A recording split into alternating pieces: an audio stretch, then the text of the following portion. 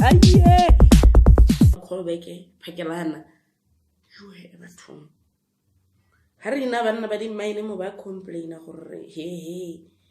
Rona ba rekela time ke motho.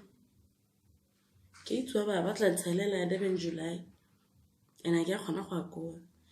My friend darling wa rengela die ebu au siame. Nya ke re ke bona callback mo. Bathong ke o se re advance on phone ke sho bo kolota bo 200 kana wena.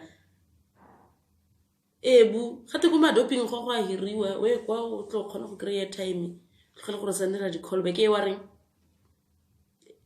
a ke itsitse gore batla feedback tsala ha ke khona go akoa o itse he a ke re ke go retsa ke re ke ha kuleng ole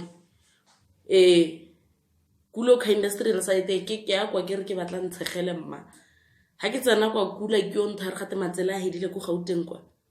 eno ke ipotsela gore matsela a hela yang go Gauteng kwa he itsene itse dio tse ding di ama ka tsela a hela yang kante he a ke re batho bane ba bone ba itlhopetse go ira lenyalo kwa go July he ke bua sentlela ke phone la factory ba re la pele any reason a etsentse yana o bone di picture ke mo sutu gate ke yone ne tshontseng nne yame a ba tsa letselela a go itlhakatlhakanya a ntima gore nna ke ekwa he batho ba selfish tota me ke na go motlogela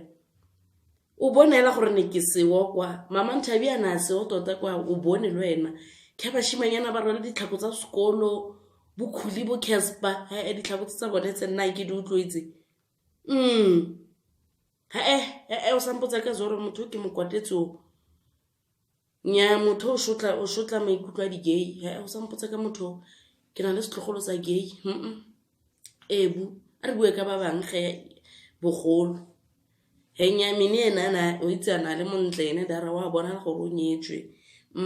ba bang ba oho ebu man mara re tla bua utlwa ke tla go ena Vrydag o reke motorpere utlwe 5 liter ba ha tshela re tlo go itisa go siame utlwa ke go rata utlwe kuna ba ba elala man matakene ka go rata dikgang voice a boele gore fo nkare motho a letsa thambola maaba gore bojalo bo mo trima gut ba mo bob katela marosantsanwa motho mo ame